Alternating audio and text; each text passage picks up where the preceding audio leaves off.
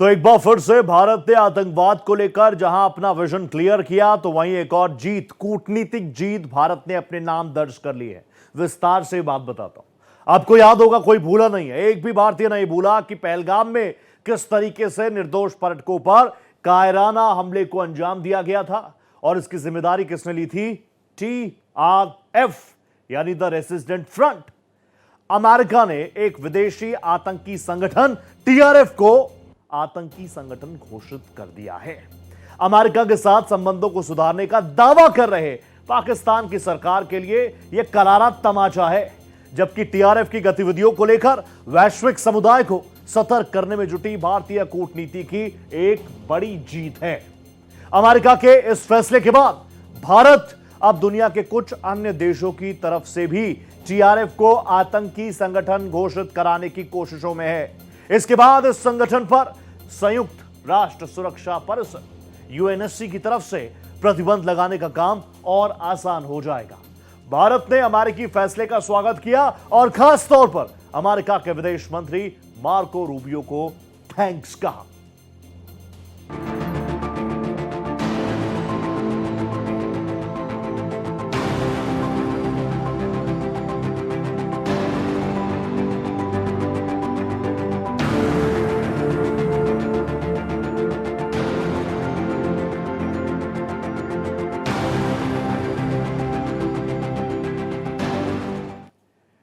यह बात भारत ने बिल्कुल साफ कर दी थी कि अलग अलग लेवल्स पर जहां डिफेंस स्ट्राइक हमने की ऑपरेशन सिंदूर के बाद, तो ये स्ट्राइक्स आगे भी जारी रहेंगी।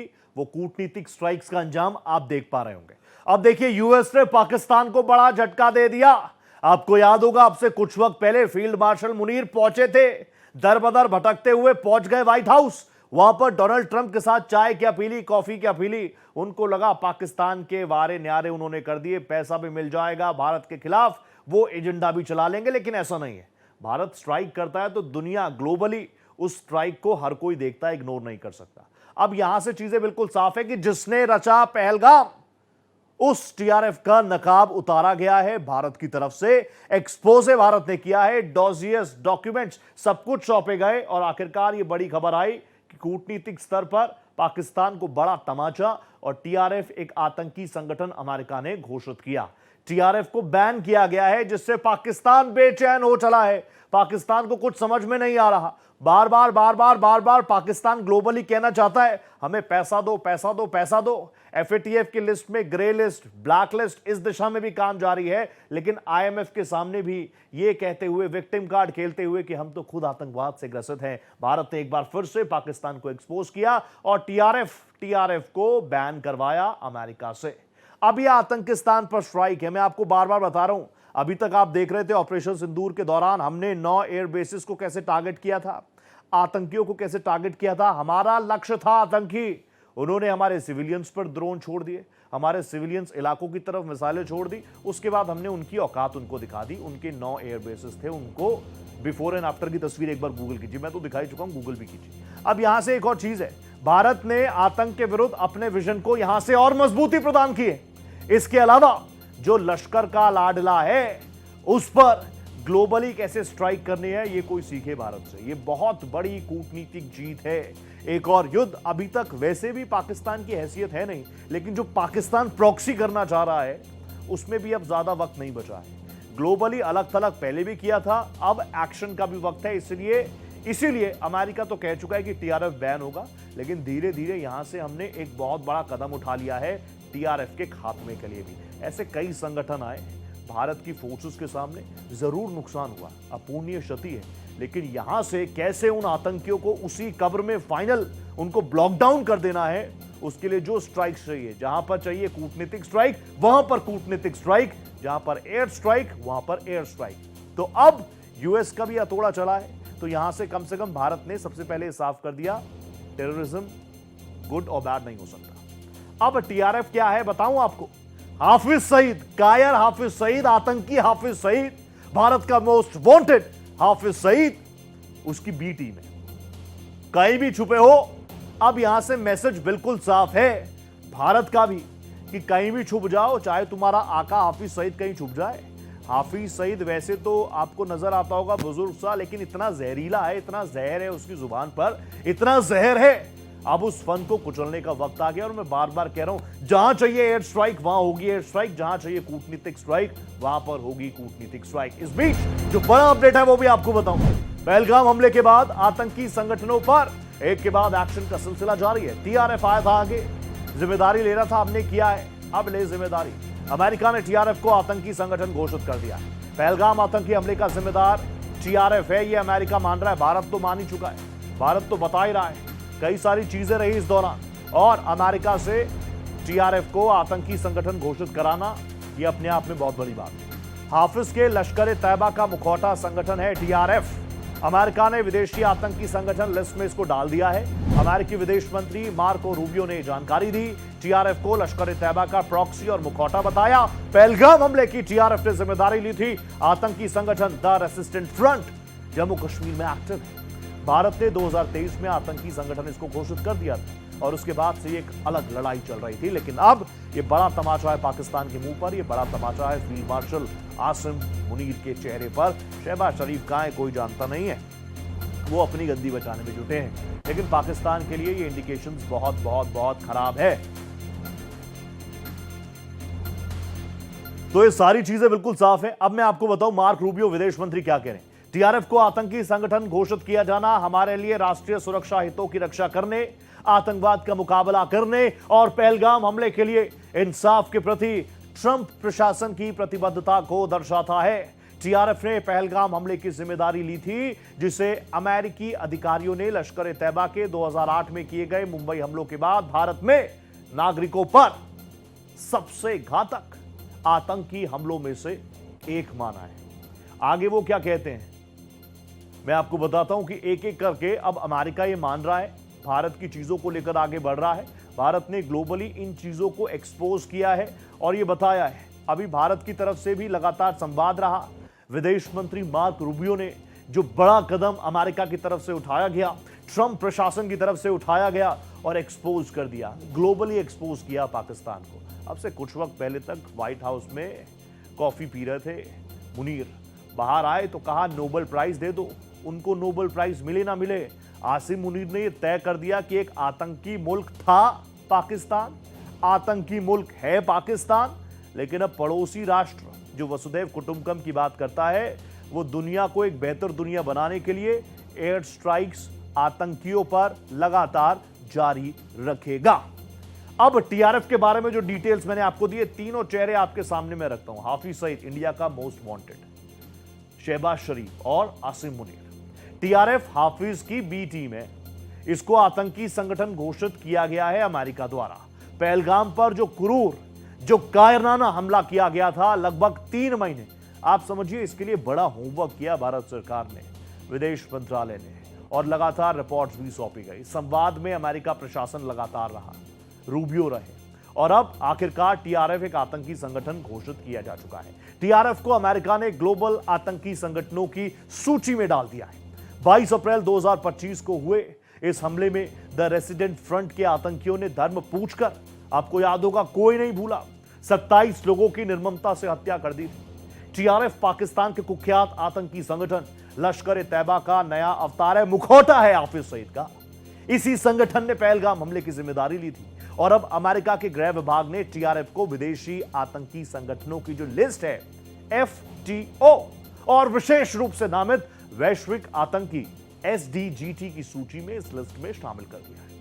अमेरिका का यह कदम इंपॉर्टेंट है, लेकिन यहां से जीत किसकी है? वो है भारत की कूटनीतिक जीत। इसमें विदेश मंत्री डॉक्टर सुब्रमण्यम जयशंकर और भारत की ओर से आउटरीच मिशन पर अमेरिका पर गए कांग्रेस नेता शशि थरूर की भूमिका महत्वपूर्ण रही।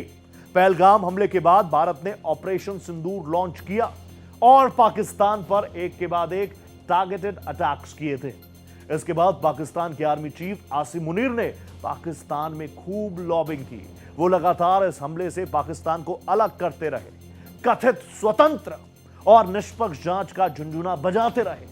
पाकिस्तानी ऑडियंस को रिझाने के लिए आसिम मुनीर ने ट्रंप के साथ खाना भी खाया, तस्वीरें भी साझा कर दी, लेकिन वो बस वहीं तक सीमित थी। यही औकात है पाकिस्तान की। भारत का मामला क्या है, आज टीआरएफ अमेरिका की जो आतंकियों की सूची है, जो लिस्ट है, उसमें शुमार कर दिया।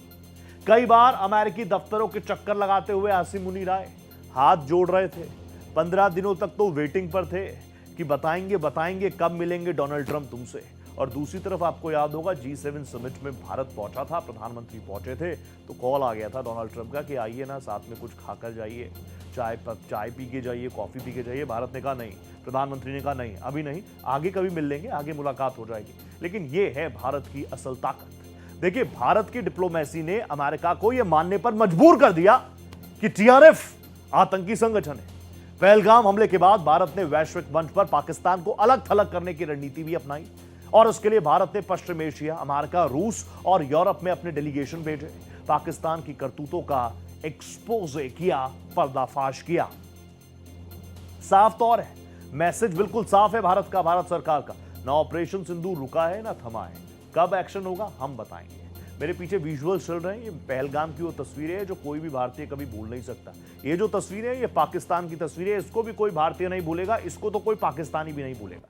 मैसेज साफ है, जहां पर भी होगा आतंकी, वहां पर झन्नुम में उसकी कब्र सजाने का काम भारतीय फोर्सेस करेंगे, भारत कर देगा, टेंशन ना लें। टीआरएफ में कोई भी फिदायन हमलावर नहीं होता, उसके कैडरों की बहुत कम तस्वीरें उपलब्ध होती हैं, इसलिए चैलेंजेस यहां पर काफी ज्यादा बढ़ जाते हैं। संगठन जमीनी कार्यकर्ताओं के आधार पर बनाए गए नेटवर्क की मदद से टारगेट चुनते हैं, यानी जो हम कह रहे हैं ना, ओवरग्राउंड वर्कर्स,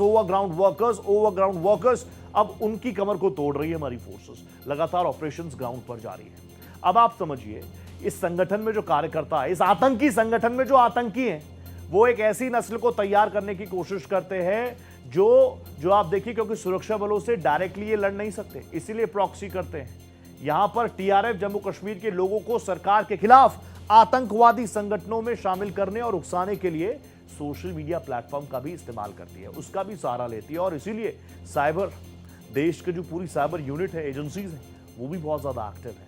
मनोवैज्ञानिक तौर पर एक ऑपरेशन चलाया जाता है, ये सारी चीजें ब्रेन वॉश की जाती है सरकार के खिलाफ, फोर्सेस के खिलाफ, उनके मनों में जहर को भरा जाता है, मीडिया पर खूब प्रचार किया जाता है, यानी सोशल मीडिया पर मैं बता रहा हूं।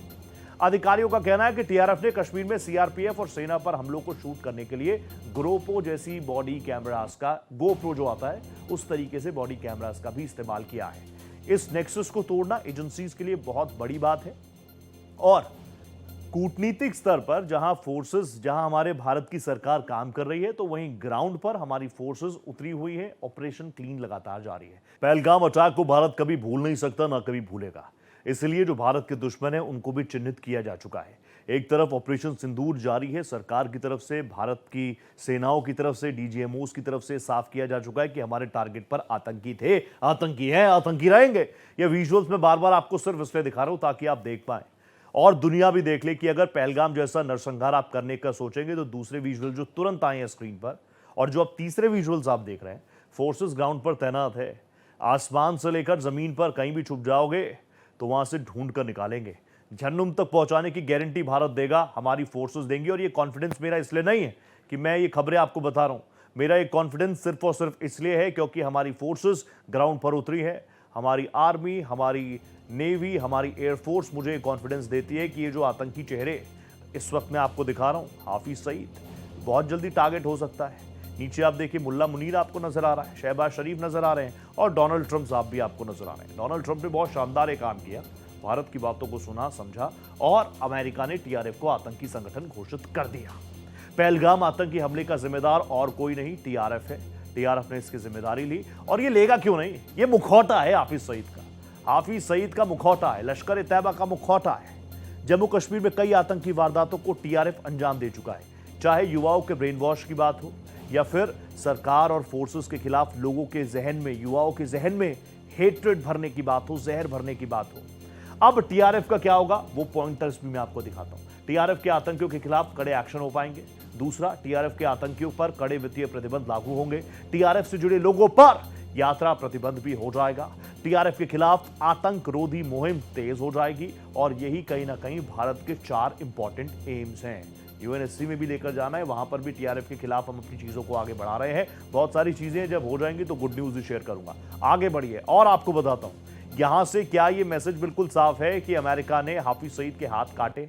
क्यों बोल रहा हूं मैं ऐसा, इस बारे में भी डिटेल्स मैं आपको देता हूं। अभी तो टीआरएफ का क्या होगा ये तो टीआरएफ सोचे, मैं तो बता रहा हूं कि टीआरएफ का अंजाम भारत क्या करके मानेगा।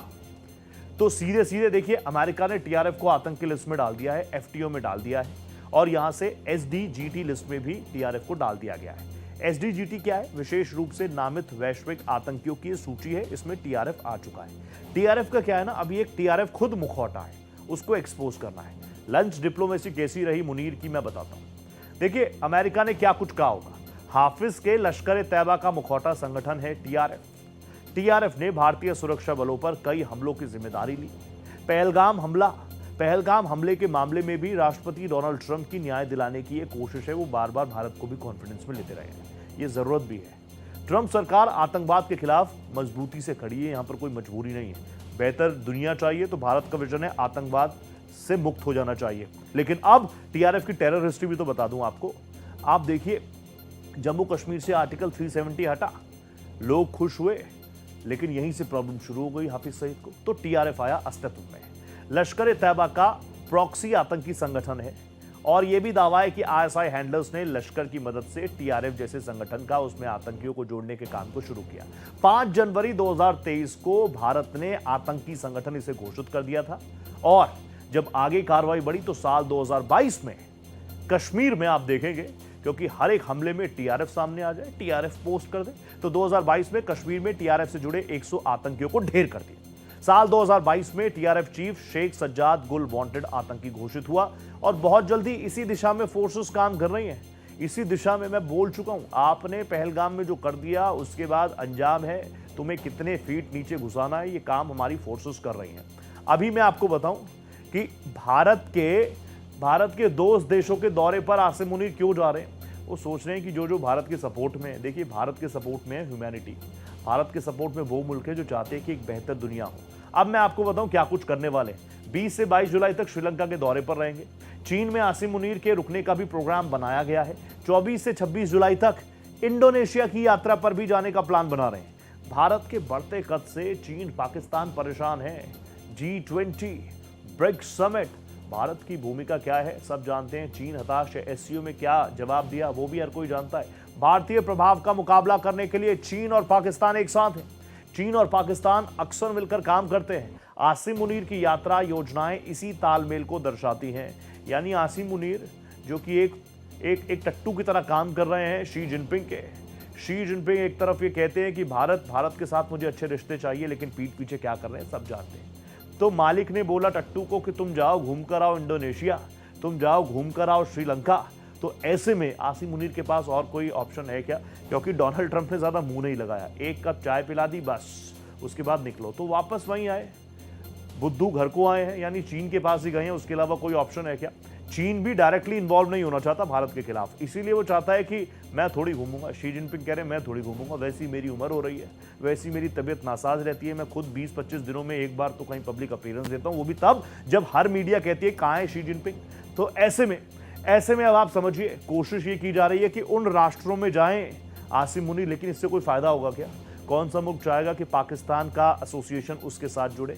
कोई नहीं चाह रहा। श्रीलंका और इंडोनेशिया क्यों चुना वो भी आपको बताता हूं। व्यापक प्रभाव में खुद को शामिल करने की कोशिश है भारत के इन दोनों राष्ट्रों के साथ। अच्छे नहीं, बहुत शानदार आत्मीय संबंध है।